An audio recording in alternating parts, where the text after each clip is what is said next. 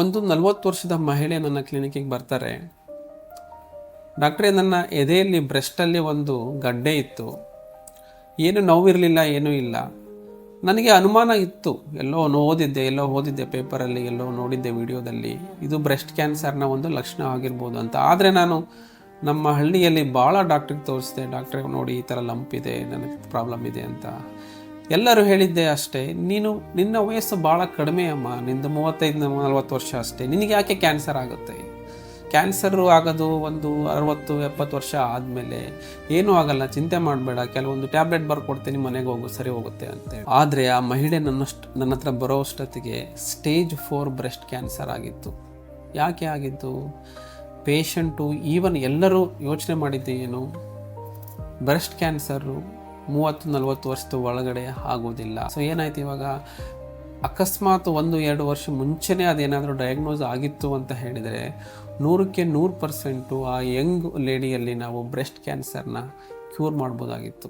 ಆದರೆ ಈಗ ಸ್ಟೇಜ್ 4 ಬಂದಿರೋದ್ರಿಂದ ಅವ್ರಿಗೆ ಕಂಪ್ಲೀಟಾಗಿ ಕ್ಯಾನ್ಸರ್ ಕ್ಯೂರ್ ಮಾಡಲಿಕ್ಕೆ ಸಾಧ್ಯನೇ ಇಲ್ಲ.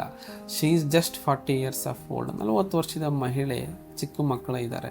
ಸೊ ಯಾಕೆ ಹೀಗೆ ಆಗ್ತಾ ಉಂಟು ಅಂತ ನಮಗೆ ಒಂದು ಮಿಸ್ಕನ್ಸೆಪ್ಷನ್ ಇದೆ. ಈವನ್ ನಮ್ಮ ಮೆಡಿಕಲ್ ಫೀಲ್ಡಲ್ಲಿ ಕೂಡ ಬ್ರೆಸ್ಟ್ ಕ್ಯಾನ್ಸರು ಯಂಗ್ ವುಮೆನಲ್ಲಿ ಆಗಲ್ಲ, ಓನ್ಲಿ ಏಜ್ ಆದವ್ರಿಗೂ ಅಷ್ಟೇ ಆಗುತ್ತೆ ಅಂತೇಳಿ. ನಾನು ತಿಂಗಳಿಗೆ ಏನಿಲ್ಲ ಅಂದ್ರೂ 3-4 ಬ್ರೆಸ್ಟ್ ಕ್ಯಾನ್ಸರ್ ಪೇಷಂಟ್ ನೋಡ್ತೀನಿ. ಅವ್ರ ಏಜು 40ಕ್ಕಿಂತ ಕಡಿಮೆ ಇರುತ್ತೆ. ನನ್ನ ಓನ್ ಸ್ಟೂಡೆಂಟ್ಸ್, ಡೆಂಟಲ್ ಸ್ಟೂಡೆಂಟು 18-20 ವರ್ಷದಲ್ಲೇ ನಾನು ಬ್ರೆಸ್ಟ್ ಕ್ಯಾನ್ಸರ್ ನೋಡಿದ್ದೀನಿ.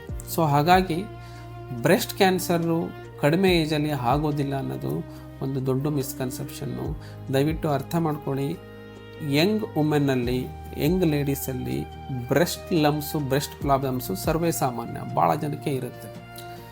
ಸೊ ಹಾಗಂತ ಹೇಳಿ ಕ್ಯಾನ್ಸರ್ ಆಗೋದೇ ಇಲ್ಲ, ಎಲ್ಲ ಸಿಮ್ಟಮ್ಸು, ಎಲ್ಲ ಲಂಪ್ಸು, ಏನು ಗಡ್ಡೆಗಳು ಬ್ರೆಸ್ಟಲ್ಲಿ ಇದ್ರೂ ಅದು ಕ್ಯಾನ್ಸರ್ ಅಲ್ಲ ಅಂತ ಅಂದ್ಕೊಳೋದು ಭಾಳ ತಪ್ಪಾಗುತ್ತೆ. ಯಾವುದೇ ರೀತಿಯ ಪ್ರಾಬ್ಲಮ್ ಇದ್ದರೂ, ನಿಮ್ಮದು ಯಾವುದೇ ಏಜ್, ನೀವು ಒಂದು ಕ್ಲಿನಿಕಲ್ ಎಕ್ಸಾಮಿನೇಷನ್ ಮತ್ತು ಒಂದು ಕೆಲವೊಂದು ಟೆಸ್ಟ್ ಮಾಡೋದ್ರಿಂದ ಇದು ಕ್ಯಾನ್ಸರ್ ರಿಲೇಟೆಡ್ ಸಿಮ್ಟಮ್ ಅಲ್ಲ ಅಂತ ಕನ್ಫರ್ಮ್ ಮಾಡ್ಕೊಳೋದು ಭಾಳ ಇಂಪಾರ್ಟೆಂಟು. ಇಲ್ಲಾಂದರೆ ಏನಾಗುತ್ತೆ, ನಾವು ವಿಂಡೋ ಪೀರಿಯಡ್ ಅಂತ ಹೇಳ್ತೀವಿ. ಕ್ಯಾನ್ಸರು ವೆಯ್ಟ್ ಮಾಡಲ್ಲ. ಸೊ ಅದು ದಿನಕ್ಕೂ ದೊಡ್ಡದು ಆಗ್ತಾನೆ ಇರುತ್ತೆ, ಸ್ಪ್ರೆಡ್ ಆಗ್ತಾನೇ ಇರುತ್ತೆ.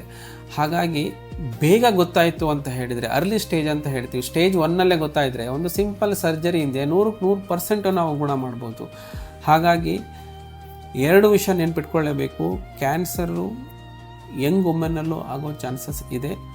ಯೂಶ್ವಲಿ ಅದು ಪೇನ್ಲೆಸ್ ಲಂಪ್, ನೋವು ರಹಿತ ಗಡ್ಡೆ ಆಗಿ ಪ್ರೆಸೆಂಟ್ ಮಾಡುತ್ತೆ. ಇದನ್ನ ವಿಡಿಯೋ ನೋಡಿದ ತಕ್ಷಣ ಎಲ್ಲರೂ ಪ್ಯಾನಿಕ್ ಆಗೋದು ಬೇಡ. ಆಲ್ರೆಡಿ ಹೇಳಿದಂಗೆ 8-10 ಮಹಿಳೆಯಲ್ಲಿ ಈ ಥರ ಪ್ರಾಬ್ಲಮ್ ಇತ್ತು ಅಂದರೆ ಆದರೆ 8 ಜನಕ್ಕೆ ಅದು ಕ್ಯಾನ್ಸರ್ ಇರೋಲ್ಲ. ಬಟ್ ಅದು ಕ್ಯಾನ್ಸರ್ ಅಲ್ಲ ಅಂತೇಳಿ ಕನ್ಫರ್ಮ್ ಮಾಡ್ಕೊಳೋದು ಭಾಳ ಇಂಪಾರ್ಟೆಂಟ್.